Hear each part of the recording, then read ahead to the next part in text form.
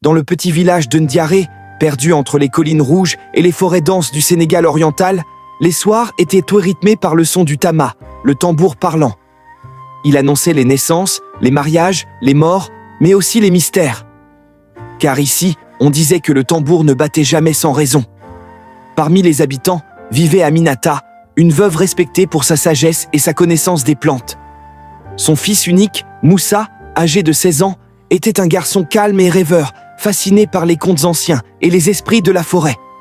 Il passait des heures sous le grand baobab sacré, où, selon les anciens, reposaient les âmes des fondateurs du village. Une nuit sans lune, alors que le vent semblait murmurer des prières oubliées, un tambour se mit à résonner dans le lointain. Ce n'était pas le tambour du griot du village, ni celui du chef coutumier. Le son venait de la forêt.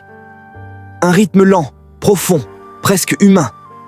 Les anciens furent convoqués à la case du chef, Samba Diop, un homme droit mais inquiet.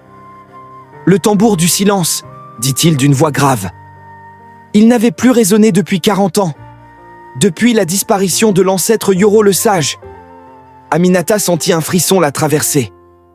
Son propre père, Yoro, avait disparu dans cette forêt la nuit même où le tambour s'était tu.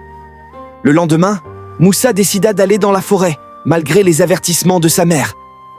« Les esprits ne parlent pas aux enfants », lui avait-elle dit. « Mais ils m'appellent, maman, j'en suis sûre. » Il marcha jusqu'au cœur de la forêt, là où le soleil ne pénétrait plus. C'est là qu'il trouva un vieux tambour couvert de poussière et de lianes. En le touchant, il sentit une chaleur étrange dans ses mains, comme si quelque chose d'ancien venait de s'éveiller. Soudain, une voix s'éleva autour de lui.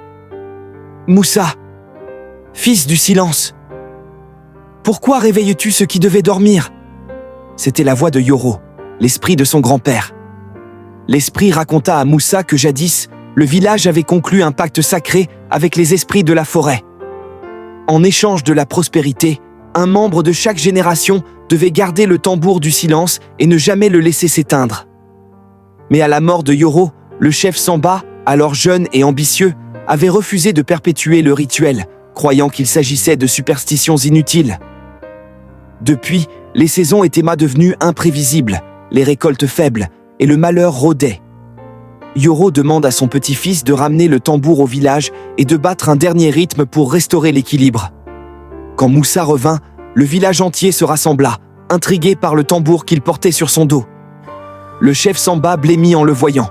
« Ce tambour devait rester dans la forêt !» cria-t-il. Mais Moussa, guidé par une force invisible, posa le tambour au centre de la place et se mit à jouer.